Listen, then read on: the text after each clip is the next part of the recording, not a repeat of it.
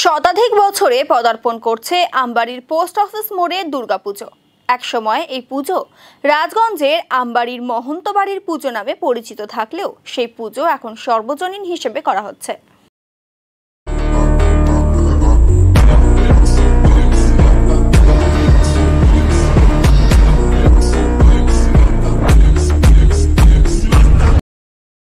এই পুজোর পরিচালনা করে আসছেন আমবাড়ি কামারভিটা পোস্ট অফিস মোড় দুর্গাপুজো কমিটি। তবে পুজোর মূল উদ্যোক্তা এখনো রয়েছে মহন্ত পরিবার। শুধু পুজো নয়, দশমীর দিন মেলা হয় পুজোকে কেন্দ্র করে। মহন্ত বাড়ির বর্তমান কর্তা নবকুমার মহন্ত বলেন, পূর্বপুরুষদের কাছে শুনেছি ঠাকুরদা বিয়ে করার পর সন্তান না হওয়ায় দুর্গা মায়ের কাছে মানত করেছিলেন। এরপর ঠাকুরদার পুত্র সন্তান হয়। তখন থেকেই ঠাকুরদা বাড়িতে দুর্গাপূজা শুরু করেন। প্রতি বছর কালী পুজোও করতেন।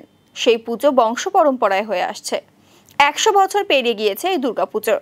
প্রায় 34 বছর থেকে এলাকার বাসিন্দাদের সহযোগিতায় সর্বজনীনভাবে পুজো করা হচ্ছে। আয়োজনে তেমন চাকচিক্য না থাকলেও পুরনো রীতিনীতি মেনেই দুর্গাপুজো করা হয়। দশমীর দিন পুজো প্রাঙ্গণে বিরাট মেলা বসে। রাজগঞ্জ ব্লকের বিভিন্ন স্থান থেকে প্রচুর মানুষ এই পুজো ও মেলায় আসেন বলে জানান তিনি।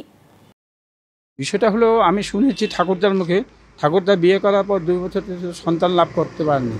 তখন ঠাকুরদা মানসা করেন মা দুর্গা এবং মা কালীর নিকট যে আমার সন্তান হলে আমি এখানে পূজা মন্দির প্রতিষ্ঠা করে পূজা দেব। তারপর যথারীতি 1 বছর পর আমার বাবা আসেন, জন্মগ্রহণ করেন।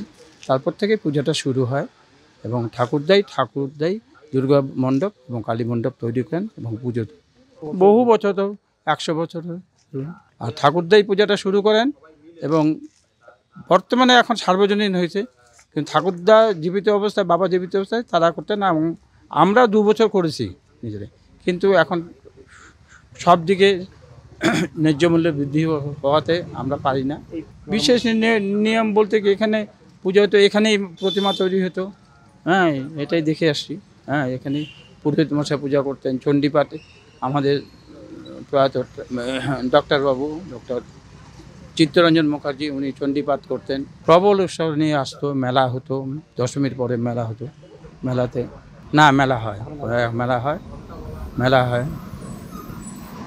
মেলাতে সবাই আসে। নবকুমার মহন্ত আমার ঠাকুরদার নাম, স্বর্গীয় লছিরাম মহন্ত। আমি তো মানে ছোটোর থেকেই মানে জ্ঞানের বয়স থেকে দেখে আসি। তো আমার এখন 34 এজ। তার আগে আমরা এখন 6 জেনারেশন। হ্যাঁ, 6 জেনারেশন আমরা। তো এই জ্ঞানের বয়স থেকে দেখে আসি এখানে পুজো হয়। তো এখানে মানে এটা পারিবারিক পুজো ছিল আমাদের।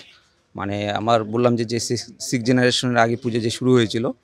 তো 6 জেনারেশনের শুরু হয়নি, হয়েছে আপনার 4th জেনারেশনে। মানে আমার উপরে 4th জেনারেশনে শুরু হয়েছিল। তো 100 বছর অনেক আগে এটা ক্রস করেছে। পুজোটা শুরু কীভাবে করে এইটার বিস্তারিত আমার বাবারা বলতে পারবে।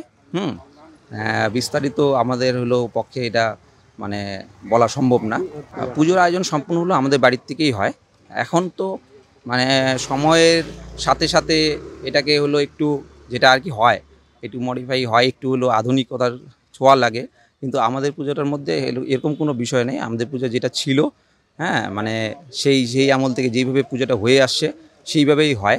আর পুরনো যেই রীতিনীতিতে চলে এসছে সেইভাবেই হয়েছে। আমরা জ্ঞানের সেইভাবেই হয়ে যাচ্ছে। হ্যাঁ, আর এখানে প্রতিষ্ঠিত আপনার এই মন্দির আছে। হ্যাঁ, এটার উপরেই একটা প্যান্ডেল যেটা করতে হয় সেটুকুই করা।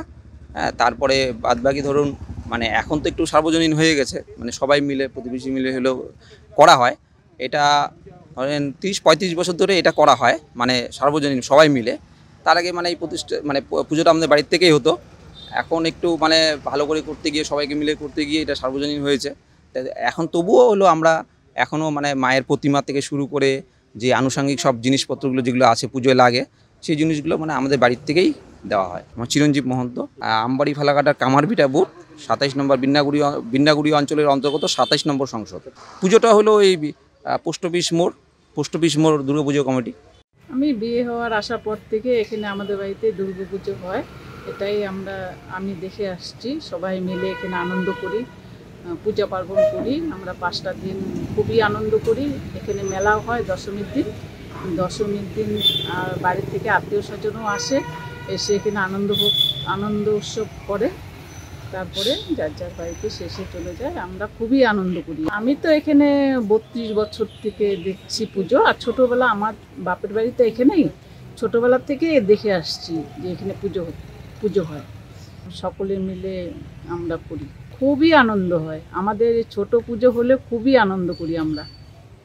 পুষ্প মহন্ত।